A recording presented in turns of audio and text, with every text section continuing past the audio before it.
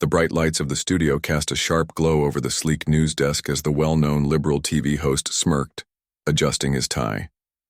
Tonight's guest was Karoline Leavitt, the fiery conservative spokeswoman who never backed down from a challenge.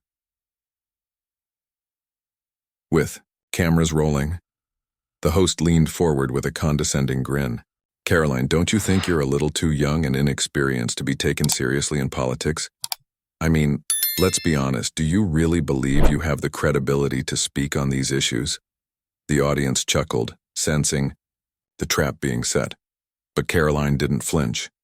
She met his smug expression with an icy stare and a confident smirk of her own. "It's funny you bring up credibility," she shot back, "because I'd rather have fresh ideas and real passion than sit in a chair, parroting the same old talking points for applause." The host's smirk wavered slightly, but he pushed on. "That's cute, but come on, Karoline. You work for a party that claims to support the people, yet fights against policies that would help them." He made air quotes, prompting more laughter from the audience. Karoline leaned in, her voice sharp and unwavering. "You mean policies that sound nice on paper but actually destroy opportunities? Like crippling taxes, government overreach, and reckless spending? The kind of policies that make life harder for the very people you claim to champion?" The laughter died down.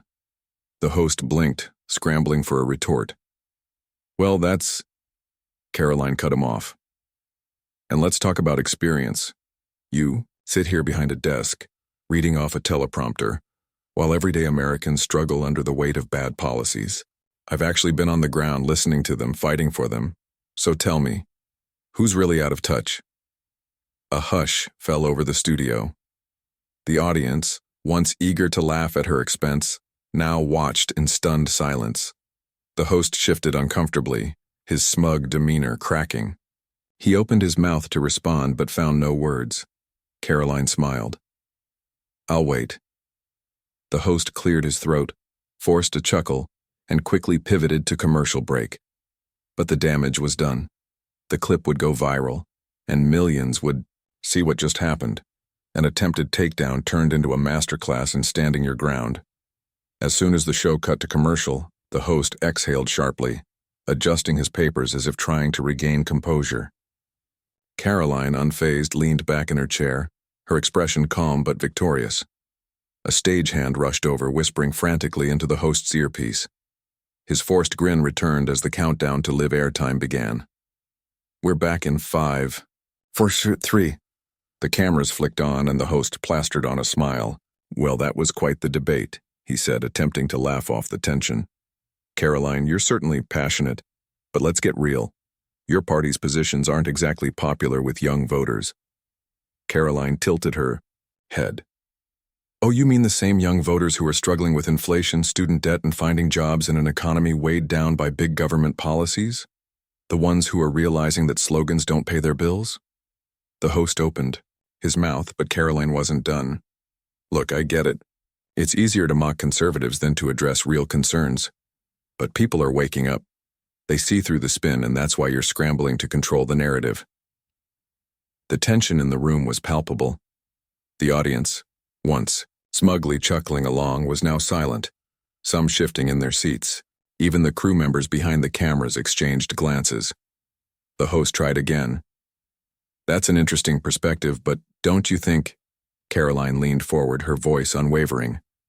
"No, I don't think. I know. Because unlike you, I don't just sit in a studio debating theories. I talk to real Americans, I listen to them, and let me tell you, your dismissive attitude, that's exactly why people are tuning out mainstream media and looking for the truth elsewhere." The host's jaw tightened, his attempts at control slipping further. At that moment, the producers signaled that time was running out. The host forced a tight-lipped smile. "Well, Karoline, it's been enlightening." Karoline smirked. "Oh, I'm sure it has."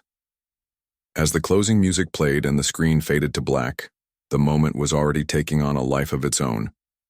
Within hours, clips would flood social media. "Karoline Leavitt destroys smug liberal host" would trend. The establishment's narrative had taken a serious hit, and everyone watching knew it. Backstage, as Karoline stepped off the set, A production assistant avoided eye contact while hurriedly walking past. A few younger staffers, clearly impressed, offered her subtle nods of respect. Meanwhile, the host stormed into a side room, slamming the door behind him. Karoline pulled out her phone, already seeing notifications flood in. Clips from the interview were being uploaded in real time. Conservative commentators were praising her sharp responses, while even some neutral observers admitted she had held her ground impressively. She barely had time to scroll before her phone buzzed with an incoming call. "That was incredible," her colleague on the line said. "The internet is eating this up. Even people who don't usually follow politics are talking about it." Karoline chuckled. "I figured he'd try to embarrass me, but that was almost too easy." Outside the studio, reporters were already gathering, hoping for a reaction. She stepped forward, meeting the flashing cameras head-on. One journalist called out, "Karoline, do you think the host was being unfair to you?" She smirked. "Oh, I don't mind a tough debate. But if you're going to try to embarrass me, at least come prepared." Laughter rippled through the crowd, and a few journalists exchanged amused glances. Even those who weren't her allies had to admit, she wasn't afraid to take the fight to anyone. The moment wasn't just a viral clip. It was a shift. People were tired of scripted media narratives. They wanted authenticity. And tonight, Karoline had delivered just that. As she walked away, her phone continued buzzing. More interviews, more opportunities, and more people waking up to a new reality. The establishment had underestimated her. They wouldn't make that mistake again. That night, as Karoline scrolled through social media, she saw her name dominating the trending topics. Headlines flooded in. Karoline Leavitt schools liberal host on live TV. Smug media bias exposed in must-see interview. The moment that changed the debate forever. Clips from the show had racked up millions of views. Even left-leaning accounts, though critical, couldn't ignore the impact. Some tried to spin it, claiming the host had been caught off guard, but the footage didn't lie. Karoline had owned the moment. Then her phone buzzed again. A well-known conservative figure was calling. She answered, and his familiar voice came through. "You just changed the game." She smiled. "I just told the truth." That's exactly why it worked. As the conversation continued, more messages poured in. Invitations for interviews, podcast appearances, speaking engagements. The momentum was undeniable. The next morning, as she arrived for an early interview at another network, she noticed something interesting. Some of the very journalists who had dismissed her before were now watching her differently. There was a new level of respect even from those who didn't agree with her. Karoline knew this was only the beginning. She wasn't just a guest on a talk show anymore. She was a force to be reckoned with. As Karoline sat in the makeup chair for her next interview, she caught a glimpse of the TV screen in the corner of the room. The same liberal host from last night was on air, looking noticeably more serious than before. Gone was the smug, condescending tone. Instead, he was carefully clarifying his remarks from their viral exchange, trying to save face. She smirked. Damage control mode. A producer walked in, holding a clipboard. "Karoline, you're up in 5. This segment is already getting huge interest. We're expecting a record live audience." She nodded, completely at ease. This wasn't just another interview. This was a statement. As the cameras rolled, the new host, this time a more neutral journalist, welcomed her. "Karoline, your debate last night is all anyone's talking about. What's your reaction to how it's blown up?" She leaned in, her tone confident but composed. "Honestly, people are tired of media elites trying to belittle voices they don't agree with. They see through the bias. Last night wasn't just about me, it was about millions of Americans who feel dismissed and silenced." The host nodded, intrigued. "Some are saying this moment has catapulted you into a new level of influence. What's next for you?" Karoline smiled. "Well, I'm just getting started." The interview wrapped, and as she stepped off set, she checked her phone again. More calls, more invitations, and even bigger opportunities on the horizon. Somewhere in a high-rise studio across town, the liberal host who had mocked her was watching all of this unfold. He had underestimated her. Now the entire country knew her name, and there was no stopping her now. As Karoline walked out of the studio, her team greeted her with excited updates. "The clip from this morning's interview is already trending," one of them said, holding up a phone. "And guess what? Even mainstream networks are covering it now." She took the phone and scrolled through the headlines. Karoline Leavitt's viral moment, a turning point in political media. Young conservative firebrand takes on the establishment and wins. The interview that left a liberal host speechless. She couldn't help but smile. The movement was growing. Her phone buzzed again. Another call from a high-profile conservative leader. "Karoline, I hope you're ready," the voice on the other end said. "Because this is just the beginning. People are watching and they're looking for strong voices like yours." "I'm more than ready," she replied without hesitation. Later, that evening, as she sat in the back of a black SUV heading to her next engagement, she glanced out at the city skyline. She had always known the media game was rigged, but last night proved something important. Americans weren't fooled anymore. They were hungry for truth, authenticity, and someone willing to call out the hypocrisy. She turned back to her phone and opened her notes app, jotting down ideas for her next speech. This wasn't just about one viral moment. It was about building something bigger. As the car pulled up to a packed event hall, her team gave her a quick rundown. "Crowd's bigger than expected. They're here for you." She stepped out, greeted by flashing cameras and the roar of an eager audience. The host introduced her, and as she took the stage, she knew one thing for sure. This was only the beginning. The establishment had tried to mock her. Now, they had to watch as she rose even higher. As Karoline stepped onto the stage, the energy in the room was electric. The audience, young conservatives, political insiders, and everyday Americans, rose to their feet, cheering. This wasn't just another speech. This was a moment. She took a deep breath, scanning the crowd, then leaned into the microphone. "Last night, a liberal TV host tried to mock me.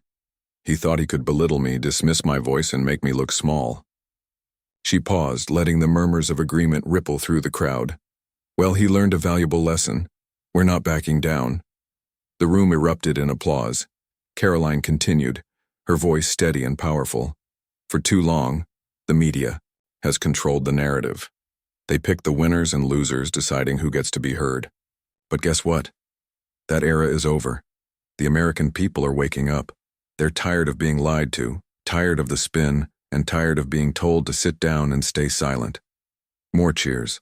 Some attendees raised signs with slogans like, "We, the people, and no more media lies." Karoline smirked. "And to those in the media who think they can intimidate us, keep trying. Because every time you underestimate us, we just come back stronger." The applause was deafening now. By the time she finished her speech, people were chanting her name. Cameras flashed, reporters took notes, and influencers were already live streaming clips. The movement was gaining momentum in real time. As she stepped off stage, a senior political strategist approached her. "Karoline, we need to talk," he said, his tone serious but excited. "After last night and tonight, there's no question. You're a rising star. The people want more of you." She nodded, already knowing what he was going to say. "So what's next?" The strategist grinned.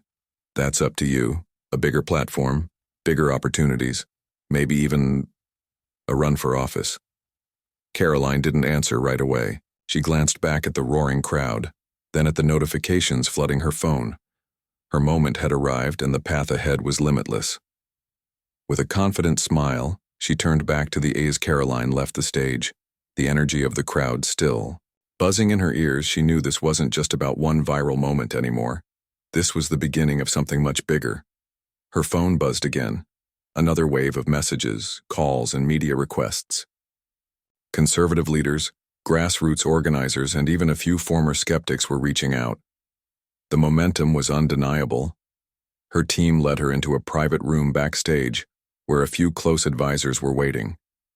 The strategist, who had hinted at a political run, sat down across from her. "Karoline, I'm serious. You've got the fire, the message, and now the national attention. If you want to take this further, we need to start planning now." She took a deep breath, letting the weight of the moment settle in. "You really think people would support me in a run?" He chuckled. "Are you kidding? People aren't just supporting you, they're rallying behind you. They see you as a fighter, someone who actually pushes back instead of playing nice." "With the media elites. That's exactly what we need," another advisor chimed in. "We've already had donors asking about your next move. If you're ready, we can start laying the groundwork." Karoline leaned back, thinking. She had always been passionate about fighting for conservative values, but the idea of stepping into an official political role, that was another level. Still, after the last 24 hours, one thing was clear. This wasn't the time to play small. She looked around the room, then at her phone, where social media was still exploding with clips of her takedown of the liberal host. The people were watching, waiting. Finally, she smiled. "All right, let's take this fight to the next level." The team erupted in excitement, immediately strategizing next steps, meetings, fundraising, messaging. The wheels were already in motion. Meanwhile, across town, the liberal host who had tried to mock her sat in his office, staring at his screen. Headlines about Karoline's rising influence filled every major news outlet. He ran a frustrated hand through his hair. This wasn't how it was supposed to go. She was supposed to be just another young conservative who got embarrassed on live TV and disappeared. Instead, she had turned the moment into a launching pad, and now she was a national force. Karoline had made her move. And the establishment? They were scrambling to keep up. Strategist. Let's make it happen. The battle had only just begun. That night, as Karoline sat in the back of the SUV heading to a late dinner with key political figures, she reflected on everything that had happened in the last 24 hours. One viral moment had changed everything. But this wasn't just about one TV exchange. It was about the movement behind her. Her phone buzzed with a message from a well-known conservative senator. "We need to talk. Big things ahead." Another notification popped up. Her social media following had doubled overnight. The people weren't just watching. They were ready to take action. As the car pulled up to an upscale restaurant in D.C., her team escorted her inside. Seated at the table were several heavyweights, political strategists, donors, and influential conservatives who had taken notice of her rapid rise. One of them leaned in as she sat down. "Karoline, let's cut to the chase. The Republican base is hungry for new leadership, fresh voices, fighters. After last night, you've proven you're exactly that." A seasoned political consultant nodded. "If you decide to run, whether for Congress, a statewide seat, or something bigger down the line, you'll have support. Real support." Karoline took a sip of water, taking it all in. This wasn't just another media opportunity. This was a door opening to something far greater. She looked around the table, then spoke with the same fire that had made her famous overnight. "I didn't get into this to be a celebrity. I got into this to fight for the people who feel ignored, silenced, and mocked by the media and political elites." One of the donors smiled. "That's exactly why you're winning." The conversation turned to strategy, where she could run, what her message would be, how to capitalize on her momentum. This wasn't a vague discussion anymore. It was real. Meanwhile, across town, the liberal TV host who had tried to humiliate her was sitting in a meeting of his own. His producers were furious. "We were supposed to destroy her, and instead we made her a political star," one of them shouted. The host rubbed his temples. "We'll have to go after her harder, dig into her past, find something." But deep down he knew it was too late. The media had tried to tear her down, and instead they had built her up. Karoline Leavitt wasn't just a guest on a talk show anymore. She was a rising powerhouse, and Washington had just been put on notice.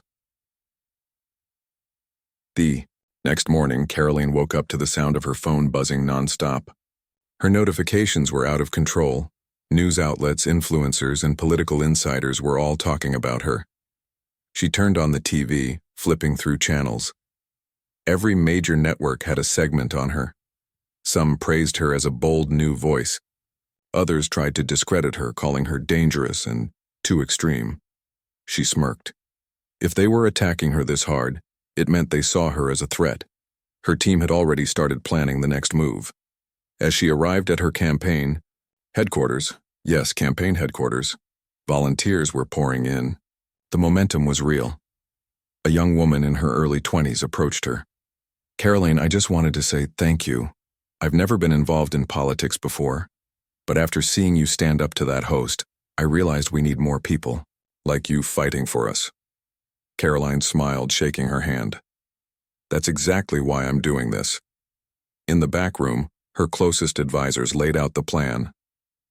"We're setting up events in key battleground states," one of them said.